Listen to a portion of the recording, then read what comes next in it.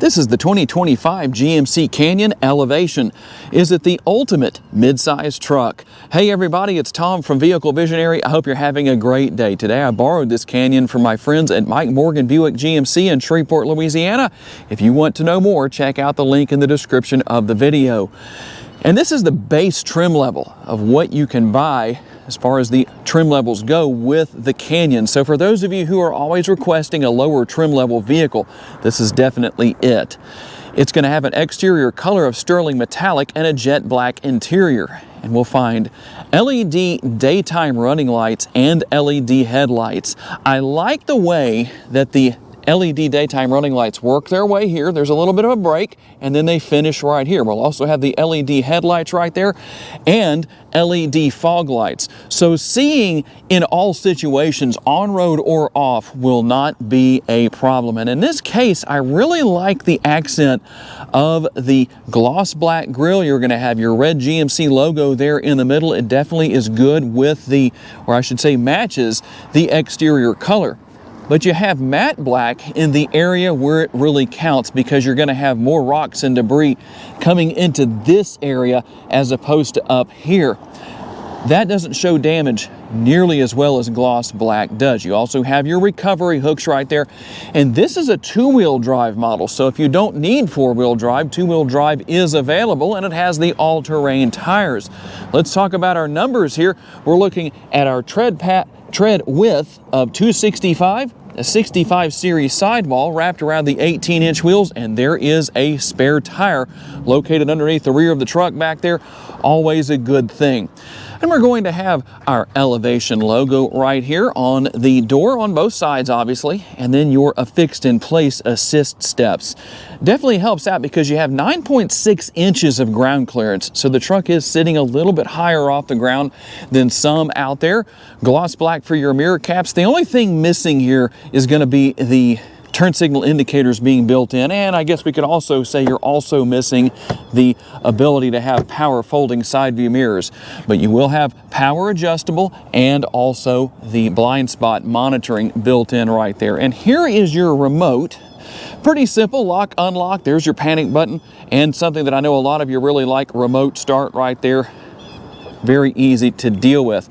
And you do have a key located inside of the remote, not only in the event that if you need to lock or unlock the vehicle, the remote, maybe the battery dies, you can use the lock right there. And you have passive entry on the front doors. That's this button right here that allows you to lock and unlock all four doors from the front doors.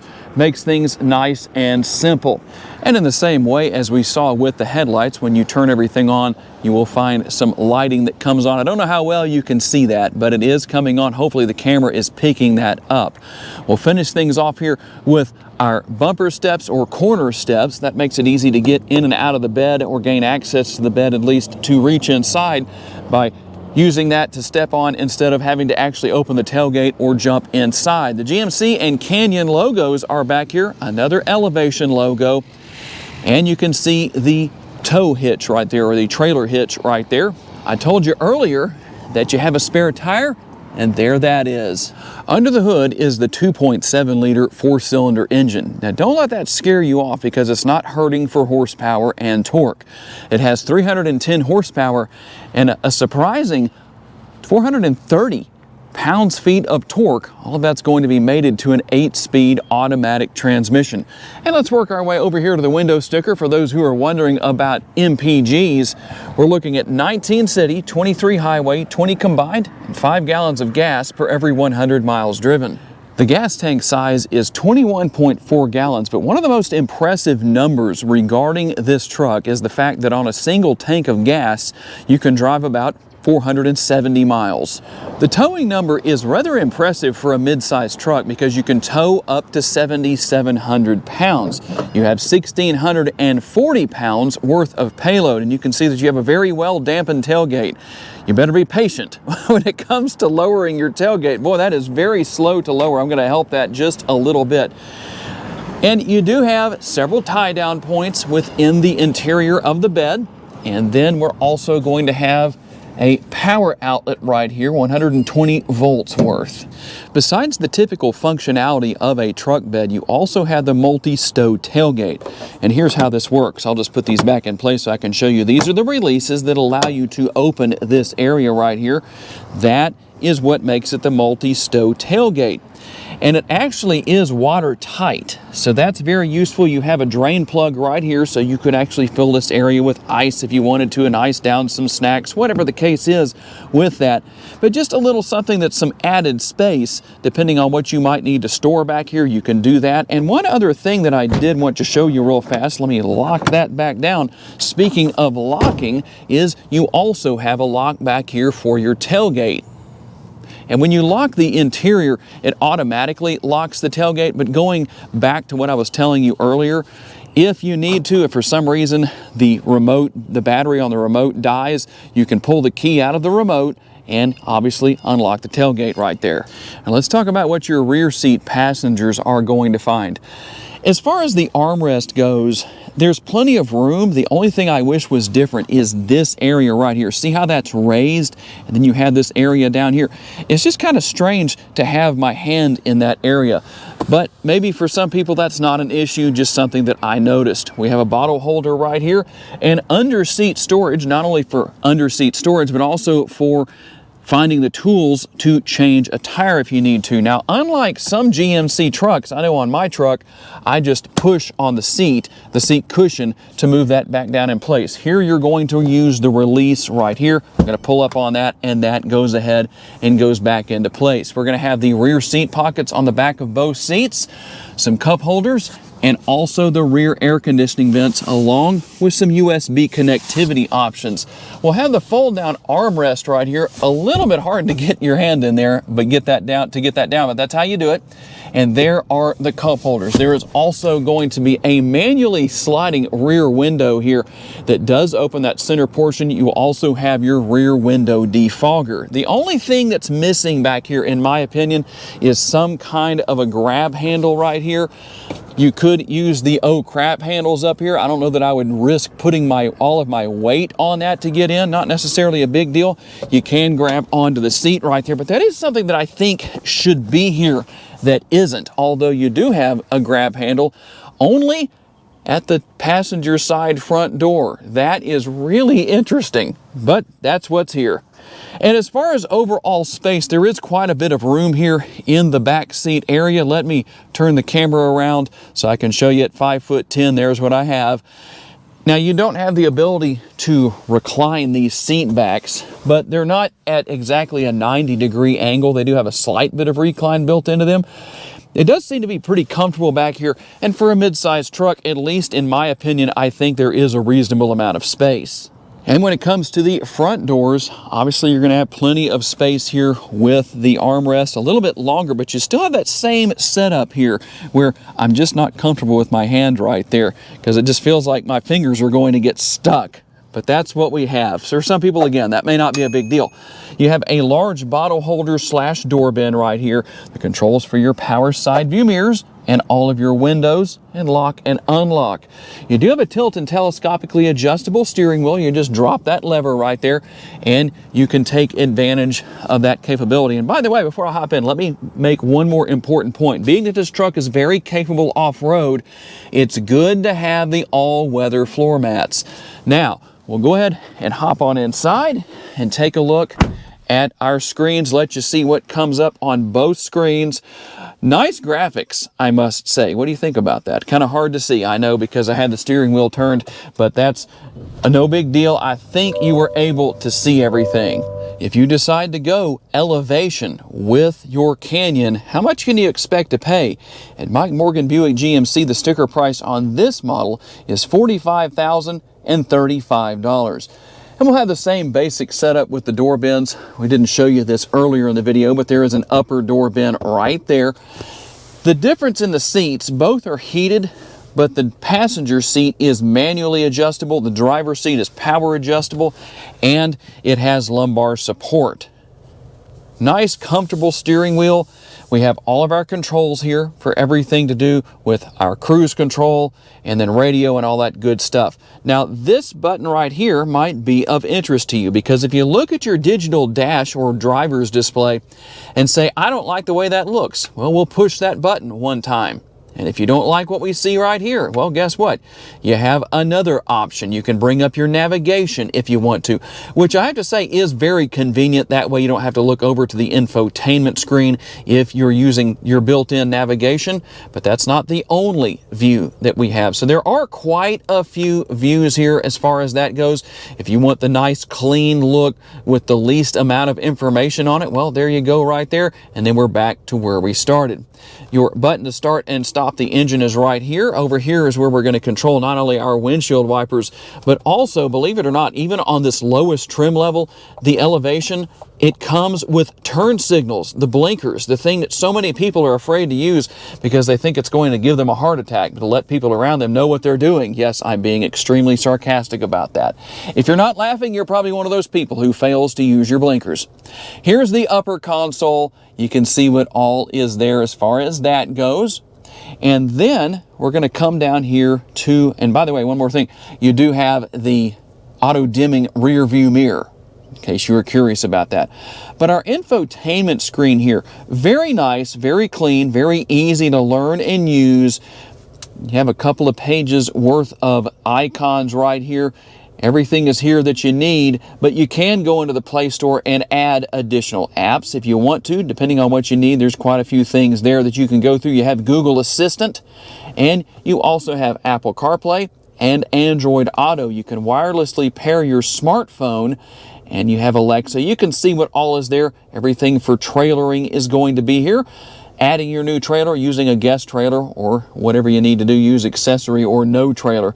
Quite a bit going on, but that, again, doesn't mean that it's overly complicated. Let's go into settings, because there are a few things here that I know a lot of you want to know about.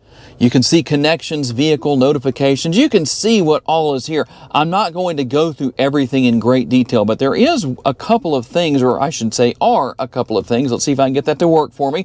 There we go. As far as what I know a lot of you like to know about. Now, you do have your audio settings here. If you want to go in and deal with that, you can make changes to your favorites and manage your sound right here, depending on how you want things to sound. But we'll go back here. Teen driver mode, your rear seat reminder you can turn on or off. Buckle to drive. I've got that turned off right now because just driving around in the parking lot where I'm filming today's video, I don't need to have my seatbelt on. I changed the positions of the truck before we shot this scene. And so it's nice to have that on right there. And then, or I should say off right there, you have your climate and air quality right here. So depending on what you want to work with, you can do that. You can have your auto rear defog right there if you want to use that. And then we also have something that I know a lot of you like to know about, your collision detection systems, or what we often refer to as driving aids.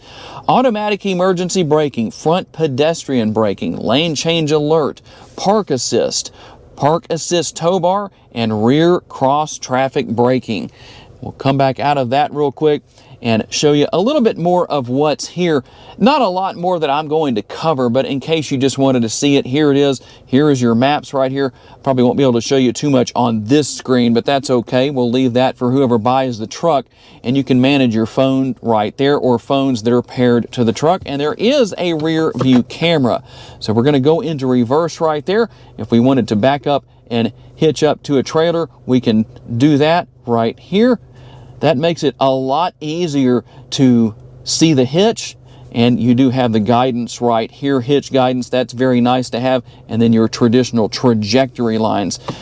Definitely does a nice job. We have dual zone climate control here, but we have a combination of different buttons here. So here's what we're going to do is we're going to use these buttons right here for turning the heated seats on and off, the direction of airflow, all of that. Right down here, you can turn it on to auto, your front and rear window defoggers, and then you have your fan speed, obviously AC. You can see what all is there. Not a lot to tell you about, but just to show you what's here.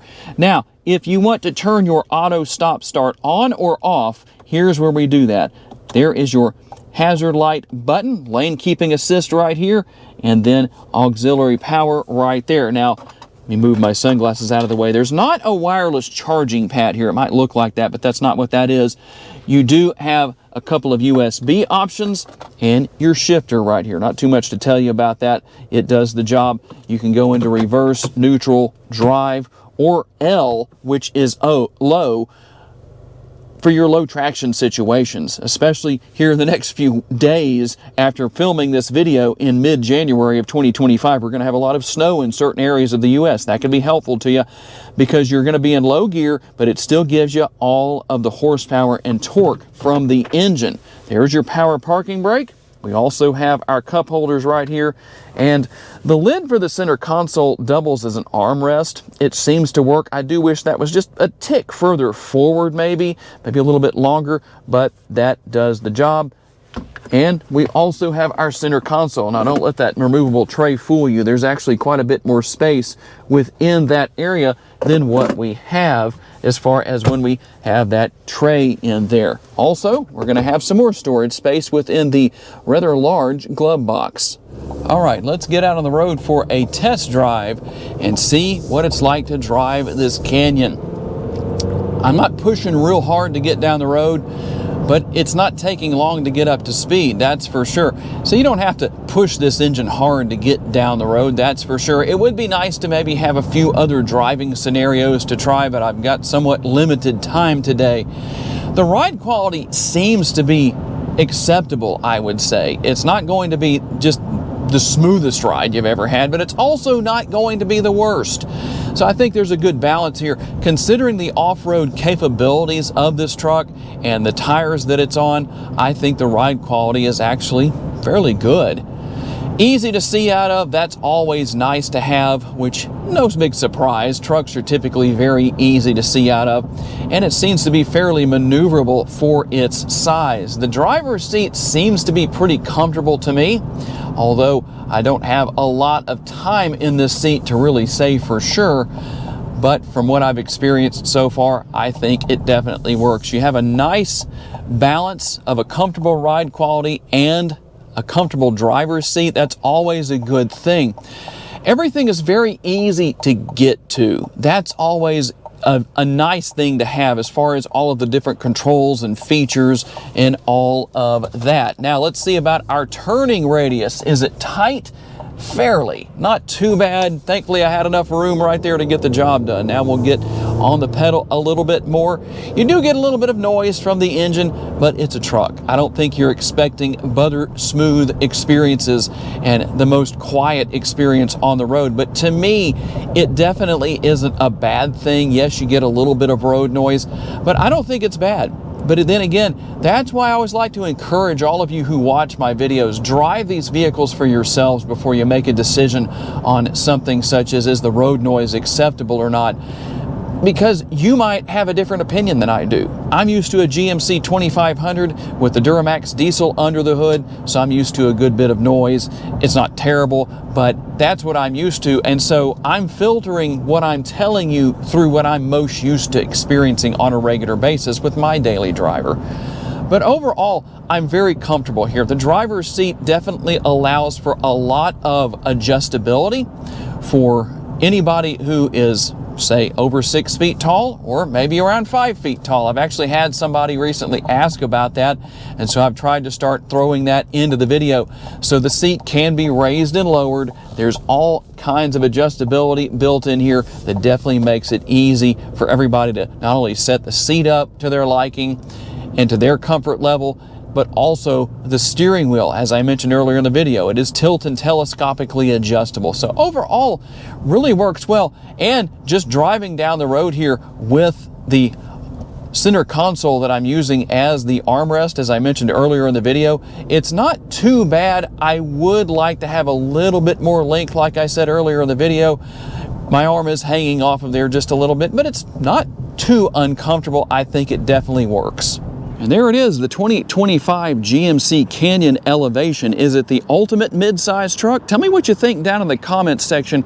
And I tried to show you the things that I think are really good about this truck and some of the things that I think we might consider cons. But overall, I do think it is a very solid mid-size truck. Tell me what your thoughts are.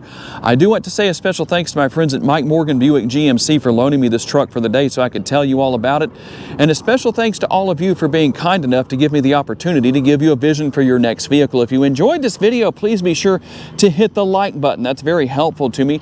Make sure to share this video on your timelines on social media so other people can see it. And make sure to subscribe so you don't miss any future videos. If you'd like to learn about additional vehicles you may wish to consider purchasing, check out the video that's on the screen right now, and I'll see you there.